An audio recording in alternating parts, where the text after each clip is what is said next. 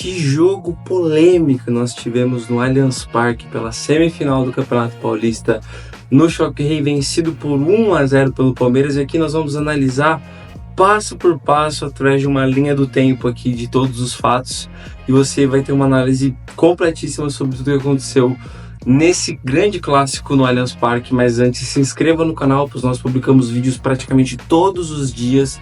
É muito importante que você se inscreva, porque vai mostrar para o YouTube que o nosso vídeo é bom, que o nosso conteúdo é relevante.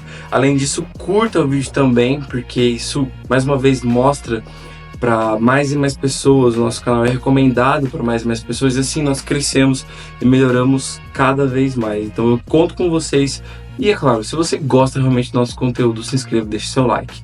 Vamos começar a falar desse jogaço que nós tivemos, desse jogo nervoso pra caramba que nós tivemos lá no Allianz Parque, muito polêmico.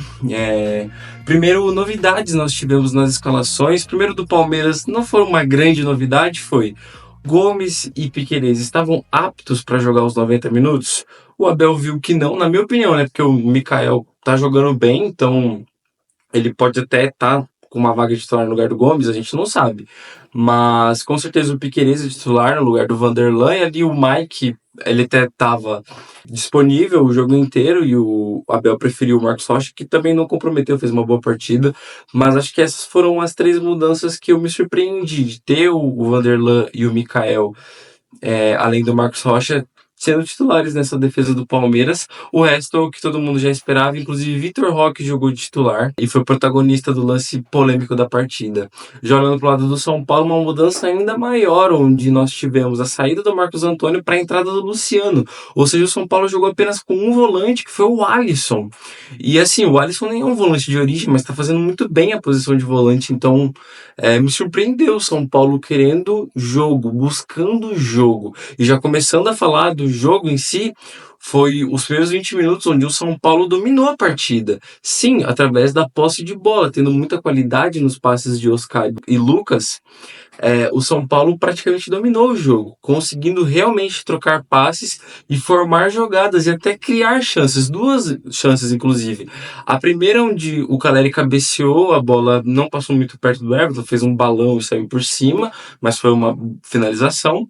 E depois, num toque de cabeça para a área, onde era só ter um jogador do São Paulo ali, que era a Caixa, que era a Gosso, que não tinha ninguém ali para chegar para dar aquele último toque, e a defesa do Palmeiras acabou afastando. Então o São Paulo tinha essa liberdade no meio de campo, coisa que o Palmeiras não estava tendo no início da partida, estava com muita pressão do São Paulo, uma marcação muito bem encaixada, e o Palmeiras ainda conseguia ter oportunidades através dos chutes de fora da área. O principal deles logo no início com o Richard Rios, assim, do meio da rua, soltou uma porrada, o Rafael foi lá, fez uma defesa, depois uma defesaça do Rafael no chute do Vanderlan, onde o Estevão sai costurando pelo meio, ele rola pro Vanderlei, domina e bate muito bem. Ia ser um golaço, sim. Se fosse um pouco mais pro canto, não ia ter nenhuma chance pro Rafael. E como não foi tão no canto, ele fez uma belíssima defesa. E depois também, já quando o Palmeiras equilibrou o jogo, onde o Abel fez mudanças táticas importantes, e principalmente o Veiga colou ali no Oscar para tirar um pouco da liberdade que o São Paulo estava tendo, e fazendo isso também no confronto entre esses dois meias, o Veiga ganhava vantagem por estar mais perto do gol, então o Oscar mais recuado ali, uma espécie de segundo volante, e o Veiga já sendo um meia, então o confronto entre os dois era ali antes do meio campo do São Paulo, que ajudou, querendo ou não, o Rafael Veiga. E o Palmeiras conseguiu equilibrar e dominar mais o jogo. Ali onde o Estevão teve sua chance, onde ele foi lá mais uma vez uma jogada individual e bateu perto até do gol do Rafael. E o Palmeiras começou a dar um abafa, criar mais oportunidades, mas o lance capital aconteceu aos 43 minutos do primeiro tempo, onde numa saída extremamente equivocada do Rafael, o Arboleda até escorregou no lance, o Vitor Roque pegou a bola, tocou pro Veiga. No que ele tocou pro Veiga, ele sentiu um impacto, caiu no chão, e o juiz marcou o pênalti para a equipe do Palmeiras. O VAR decidiu não chamar o juiz para analisar, então ele não entendeu que foi um erro claro do juiz, e o Rafael Veiga foi lá e cobrou fazendo um golaço de pênalti. Ele cobrou, assim, uma porrada no ângulo, um golaço. Inclusive, ele foi lá e chutou a bandeirinha, né? Que era a provocação que estavam tendo entre os dois times, as torcidas organizadas, falando do Luciano chutar a bandeirinha. Tudo o Veiga foi lá e respondeu chutando a bandeirinha, fazendo o gol do Palmeiras. E aqui é que a gente vai ter um núcleo grande do vídeo, que foi pênalti. E eu tenho convicção de que não foi nada no Vitor Roque, porque o Rafael erra e o Vitor Roque pega a bola. No que o Vitor Roque vai dar o passe pro Rafael Veiga, o pé do Arboleda tá cravado no chão. É um pé um pouco aberto? É aberto, mas tá cravado no chão. O movimento da perna esquerda do Vitor Roque começa já com o Arboleda com o pé cravado no chão. E o movimento da perna esquerda do Vitor Roque em direção à perna do Arboleda, e ele força o contato. Então, se o jogador que está atacando vai lá e força o contato, não tem nenhum motivo para isso ser pênalti. E ali, no calor do momento, eu acredito que faz sentido o árbitro ter dado pênalti. Poxa, ele viu um contato ali, a chance do Arboleda ter ido afobado e ter dado o bote errado é gigante. Mas não foi isso que aconteceu. Então, não dá para culpar o árbitro nesse lance, mas dá para culpar o VAR. Por que o VAR não chamou o árbitro para ver o lance e para falar, não foi pênalti? Uma coisa que eu concordo é que o VAR não tem que ser chamado para qualquer lance, e tem muita coisa que é interpretativo, mas eu não consigo ver a interpretação nesse momento, porque o pé do Arboleda já estava cravado no chão e a projeção vem do Vitor Roque. O Vitor Roque que força a jogada, que praticamente ele dobra a perna ali junto no Arboleda. Eu assisti o jogo pela TNT Sports lá. Todos os comentaristas falaram que não foi pênalti, ali o André Henning, o Bruno Formiga, o comentarista do São Paulo e o comentarista do Palmeiras, que é o Veloso, estava lá embaixo, ele até que achou que foi pênalti, mas provavelmente vendo ali o replay ele não achou que foi pênalti. Também os comentaristas da Casa TV falaram que não foi pênalti, não acharam pênalti, e os da Record também falaram que não foi pênalti. Não é por isso que não foi pênalti, é vendo o lance, analisando o lance. E eu gostei muito do que disse o Belmonte na entrevista fora do campo, onde ele com certeza estava irritado, mas ele foi, assim, sensato no que ele disse. Ele falou que, cara, normal o árbitro ter errado, mas não faz sentido o VAR não ter chamado ele. E assim, ele não colocou como um sistema a favor do Palmeiras, como roubo, porque eles queriam uma final, um derby. Como disse o Luciano na entrevista no intervalo, é óbvio, ele tá de cabeça quente, o lance tinha acabado de acontecer, mas ele vai lá e fala que a federação tá querendo projetar uma final, e eu acho que é choradeira total. Acho que não é uma questão de quero favorecer um lado em específico, acho que o problema é nossa arbitragem ser ruim, e um dos motivos que me faz ter um problema muito grande é os clubes em si não quererem de fato lutar por uma arbitragem melhor. Os clubes não estão interessados numa arbitragem melhor. Os clubes estão interessados em não ser prejudicados e serem beneficiados pela arbitragem. Porque não tem como você falar que foi pênalti nesse lance. O Abel, ele é doido para reclamar quando o Palmeiras é prejudicado, e às vezes o Palmeiras nem é prejudicado, ele reclama muito, inclusive. Não se fala nada dele na entrevista ali sobre o lance, sobre ele achar ou não achar que foi pênalti. O Rafael Veiga foi o cara que recebeu a bola do Vitor Roque ali, ele estava 1 ou 2 metros do lance, e na entrevista pós-jogo, onde ele ganhou o prêmio de melhor jogador da partida, a gente ainda vai falar ainda do final do primeiro tempo e ainda do segundo tempo, mas ali na entrevista ele fala que ele tem tanta coisa para ele ver no jogo, tem que ver no goleiro, tem tanta coisa acontecendo que ele não reparou, não percebeu se foi ou se não foi pênalti, ele não gosta de falar de arbitragem, e beleza, ele não gosta de falar de arbitragem, mas assim, você usar essa desculpa de que você não viu o lance, não tem sentido. Não tem sentido. Você viu o lance, porque você estava do lado do lance. Se fosse contra o Palmeiras esse lance, você, do outro lado do campo, você iria correr atrás do árbitro para reclamar, para falar que não foi pênalti. O que eu achei mais absurdo ainda foi a entrevista do Everton, já na zona mista pós-jogo, onde ele falou, eu estava muito longe, não consegui analisar a jogada. Aí eu te pergunto, o jogo não passou em nenhum lugar? Não teve nenhuma transmissão? Não tinha nenhuma TV que você podia ver o lance depois do jogo, não tinha nenhum replay. Você podia entrar no YouTube, entrar na Max, entrar na Record e colocar, digitar no YouTube qualquer coisa. Palmeiras e São Paulo, lance, Vitor Roque, ia aparecer. E você poderia analisar. Então, não existe essa desculpa do eu estava muito longe. É só você ver depois e você falar, ó, não foi pênalti. E esse que é o problema. Quando você é beneficiado, você não faz nada. Você é prejudicado, você tenta fazer tudo e tenta bolar coisas falando de sistema, falando de erros, sendo que no final das contas a conclusão é de que a nossa arbitragem é ruim. E eu acho que é muito problemático o Palmeiras não ir atrás, a diretoria do Palmeiras e principalmente o Abel, que reclama muito, não ir atrás de falar realmente, ó, fomos beneficiados hoje, o árbitro errou e o VAR errou mais ainda em não ter chamado, porque isso só vai culminar em depois, quando o Palmeiras ser prejudicado, começar esse processo, esse looping eterno, essa montanha russa de novo, onde você é prejudicado e beneficiado, e no final ninguém quer melhorar a arbitragem. Se o Palmeiras for atrás, que eu acho que não vai acontecer, mas se fosse atrás para falar sobre o erro da arbitragem de hoje, acho que seria um passo importante em busca de uma arbitragem melhor, uma arbitragem mais justa. Mas isso não vai acontecer porque nem o Palmeiras, nem o Corinthians, nem o Santos, nem o São Paulo, nem nenhum time do Brasil está preocupado em realmente melhorar a arbitragem. A nossa arbitragem é ruim, a nossa arbitragem não tem critério.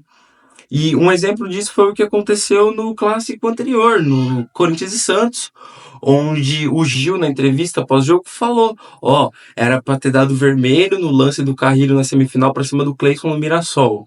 E aí, nesse lance aqui, eles falaram e deram vermelho pro Zé Ivaldo. Então ele tá querendo justificar um erro com o outro? Dois erros formam um acerto? Não. Tá vendo? Ninguém tá preocupado em acertar o lance de verdade. O Zé Ivaldo deveria ter sido expulso, sabe? E o Gil justificou um erro de antes para querer que errasse de novo, sendo que a arbitragem acertou nesse jogo. Então não tem nenhum sentido. E não é que querer ir contra o São Paulo e querer ir a favor do Palmeiras ou vice-versa, não. A questão é generalizar mesmo. Eu tô querendo generalizar mesmo, falando que realmente ninguém realmente se preocupa numa arbitragem justa de fato no futebol brasileiro e no futebol sul-americano em geral. Continuando o jogo, obviamente tudo a partir do pênalti fica condicionado, porque as estratégias mudam para o segundo tempo. Foi um São Paulo muito mais ativo, tendo que propor o jogo. Inclusive teve muita dificuldade de fazer isso, mas aqui a gente tem que separar as coisas. Não tem o e se não tivesse o pênalti? Iria para os pênaltis? A gente não sabe, o segundo tempo vai ser completamente diferente. Outra coisa, a gente também tem que olhar para o Rafael e até para o Arboleda, que escorregou ali no lance, mas principalmente para o Rafael, que saída de bola horrorosa. Mais uma vez, aquilo condicionou ter o lance do pênalti. Então, ele também tem que ser cobrado por uma saída de bola horrível, horrível, que o São Paulo teve ali naquele momento.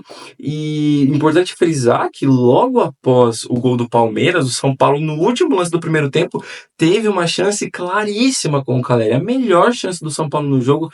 Ele estava sozinho, quase dentro da pequena área, com o gol aberto, e ele cabeceou para fora. E isso me faz pensar num Caleri que é importante para o São Paulo, que protege bem a bola, que ajuda muito seus companheiros, mesmo quando ele não faz gols ou dá assistências, mas que é um Caleri que, quando realmente importa, ele perde muitos gols decisivos. Quem não lembra das quartas de finais da Libertadores do ano passado, onde ele, embaixo do gol, perdeu o gol contra o Botafogo, o gol que daria a classificação. Depois ele foi lá e fez de cabeça, levou para os pênaltis. O que ele fez nos pênaltis? Foi lá e cobrou o seu pênalti no travessão. Então eu acho que o Caleri peca muito em lances decisivos.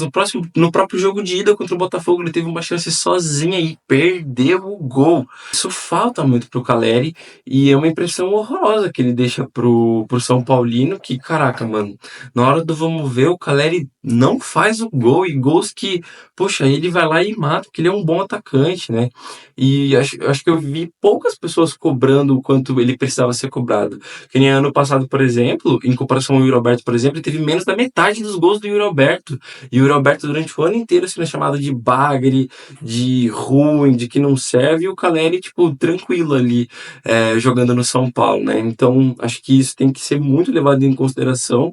Até mesmo o André Silva tá entrando um pouco mais em campo, porque ele tá numa fase boa e ele tem feito gols até pela camisa do São Paulo. Mas voltando a falar do jogo, o segundo tempo, então, virou São Paulo tendo que propor o jogo e o Palmeiras tendo que se defender. E aqui que foi o grande problema do São Paulo na partida. As únicas jogadas de perigo do São Paulo eram com o Lucas carregando a bola, tentando driblar 2, 3, passando e sofrendo pancada e falta atrás de falta.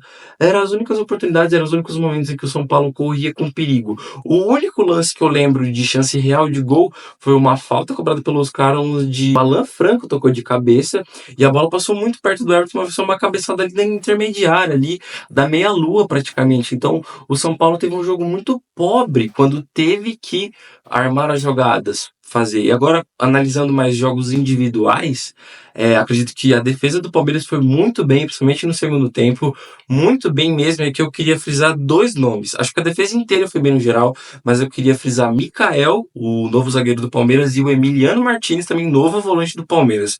O que o Emiliano Martinez deu trabalho pro Lucas é piada. Com muitas faltas, inclusive, com chegadas fortes. Inclusive, o lance envolvendo os dois foi uma jogada onde o Lucas fez o giro para cima do Mikael, estava indo em velocidade, veio o Mikael e o Emiliano juntos, e os dois praticamente fizeram a falta juntos. Até que achei mais falta do Mikael, mas o Emiliano que ganhou a falta e ganhou o cartão amarelo por isso. E ali eu acho até que podia ter uma discussão de será que o Lucas não iria ter uma chance clara de gol? Por que um dos dois não poderia ser expulso naquele lance, hein? Eu acho que vale o debate. Mas voltando a falar do jogo desses dois, inclusive, o Emiliano Martinez foi com muita raça para cada lance, fez desarmes incríveis no jogo, incríveis mesmo, foi muito bem no jogo, acho que assim, um dos melhores na partida. E o Mikel também, com muita vibração, chegando, cortando as bolas, é, chegando com força, com muita vontade mesmo. Acho que o único problema dele foi na questão da velocidade. Quando precisou ser um pouco mais ágil, eu acho que ele deixou um pouquinho a desejar, principalmente quando o Lucas veio para cima dele, né? Que aí também é muito difícil pegar no futebol brasileiro. Mas olhando para a defesa do São Paulo também, não acho que a defesa do São Paulo fez um jogo ruim, não. Gostei muito do jogo do Arboleda, ele é um cara, assim, ele é uma segurança, um porto seguro ali para a zaga do São Paulo, ele é muito rápido e ele muito bem também na bola aérea. E eu queria destacar, assim, a ótima partida do Alan Franco para cima do Estevão, que o Estevão que é o principal jogador do Palmeiras, ele vindo para cima, ele veio para cima do Alan Franco várias vezes em diversas oportunidades. O Alan Franco cortou, inclusive puxou alguns contra-ataques para o São Paulo, então ele teve uma ótima atuação, na minha opinião. Ele realmente brigou por cada bola ali, deu a vida contra o Estevão. É claro que alguns momentos o Estevão passou, até por conta de cansaço, ele até provocou um cartão amarelo para o Alan Franco, mas no geral o Alan Franco fez um ótimo papel ali jogando como um terceiro zagueiro ali pelo lado esquerdo da defesa do São Paulo. Também destacar o autor do gol, Rafael Veiga. Sim, o Rafael Veiga foi muito importante no jogo. Ele, no primeiro tempo, achei ele um pouco apagado e ele foi lá e fez um golaço de pênalti, mas um segundo tempo muito bom do Veiga. Ele foi o principal nome do segundo tempo no Palmeiras, principalmente armando os contra-ataques. O Veiga ia lá e dava ótimos passes. Teve uma bola que ele meteu pro Felipe Anderson para ficar sozinho. O Felipe Anderson tinha acabado de entrar, perdeu na velocidade para Arboleda e aí teve que tentar ter uma jogada criativa ou tocar a bola e foi lá e perdeu a bola para Arboleda. E assim, meu Deus do céu, coisa horrorosa que foi a entrada do Felipe Anderson, mas o Veiga com ótimos passes, ótimas decisões e provocando faltas nos minutos finais, o que fez com que a equipe do São Paulo não conseguisse manter o ritmo, né, e pressionar, porque o Veiga conseguia sim sofrer aquelas faltas e aquelas faltas acalmavam o jogo e isso com o tempo foi deixando o jogo mais morno possível, que era o que o Palmeiras precisava e acabou. Então acho merecido o Veiga ter ganho o prêmio de craque do jogo. E nós também tivemos a estreia do Vitor Roque, onde eu acho que ele estreou bem por conta de ter feito 5 treinos apenas com o time do Palmeiras, por conta de ter sido o primeiro jogo dele, é uma fase de adaptação que tem que ser até um pouquinho longa, né?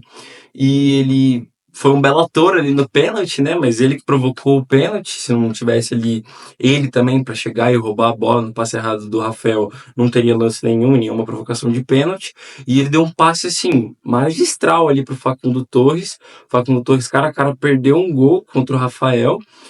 Ali, poxa, uma boa visão de jogo, um senso de posicionamento, eu achei muito bom dele.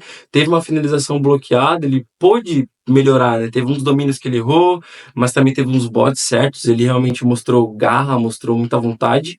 E acho que ali nos 78 minutos em campo que ele ficou, ele foi bem, não tão participativo, mas bem, saiu muito aplaudido pelo torcedor do Palmeiras. A tendência é que quanto mais o tempo passa e mais ele entrosa com o time, mais ele melhora.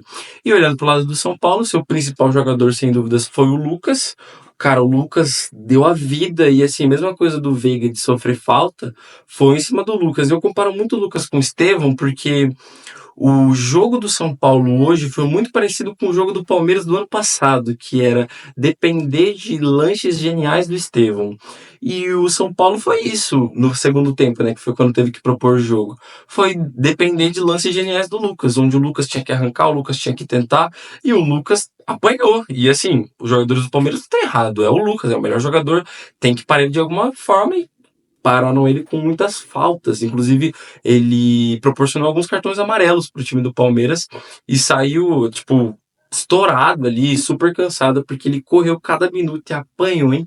Coitado do Lucas, apanhou muito no jogo de hoje. Mas, resumindo, o Palmeiras classificado para a final, foi superior no jogo, querendo ou não. Fica esse meu argumento e essa minha injustiça, esse sentimento horrível em relação à arbitragem, porque depois o Palmeiras vai ser prejudicado e aí vai chorar e vai falar um monte de coisa, sendo que hoje foi beneficiado e não fez nada.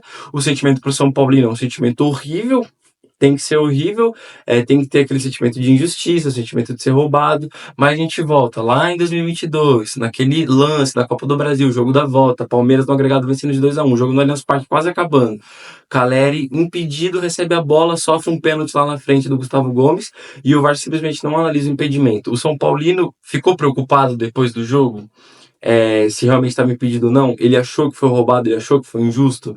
Então, isso realmente pega muito o lado de torcedor, assim. Então, se você não parar para pensar com a parte racional e realmente querer melhorar através de pensar e não do sentimento de torcedor, a gente não vai chegar a lugar nenhum, e eu acho que a gente não vai chegar a lugar nenhum. Isso vai se persistir com VAR, sem VAR, com uma mudança de hábito ou não. O processo para a nossa arbitragem ser boa e o futebol brasileiro ser mais justo é um processo muito, muito longo que eu acho que nós não veremos em muito e muito tempo. Mas é assim que funciona.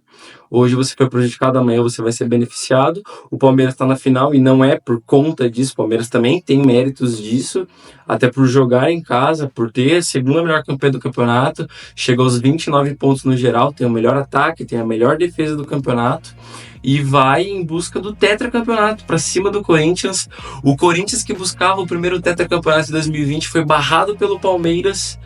Agora é a volta. O Palmeiras quer ser o tetra e vai decidir lá em Itaquera, e o Corinthians quer barrar o tetra do Palmeiras. E assim, vai ser uma baita de uma final. Teremos um mano a mano muito completo, tanto do jogo da ida quanto do jogo da volta. Eu conto com vocês para as próximas análises, tanto de Champions quanto de Libertadores. Tem Corinthians nesse meio de semana e, claro, com as finais do Campeonato Paulista. E eu quero saber aqui embaixo de você, palmeirense e São Paulino, qual que é o sentimento do final? Óbvio, o palmeirense está feliz, classificou, está na final, mas eu queria que vocês comentassem aqui mais com a racionalidade do que com a emoção do coração, e quero que vocês mostrem estratégias que possam melhorar o nosso futebol brasileiro, a nossa arbitragem, porque é isso que eu estive disposto a fazer nesse vídeo, é isso que eu quero que você esteja disposto a fazer nos comentários também. Fora isso, zoe seu amigo São Paulino aqui, dê os seus palpites já para a grande final do Campeonato Paulista que nós vamos ter, e eu quero te agradecer pela audiência nesse vídeo. Se inscreva no nosso canal, deixe o seu like, é muito importante. Aqui nós temos o link do nosso Instagram, vai lá, nos siga, assista os Reels, assista os Shorts aqui no YouTube e fique por dentro, fique ligado de toda a atualização desse canal. Fora isso, muito obrigado, fique com Deus, até mais e tchau!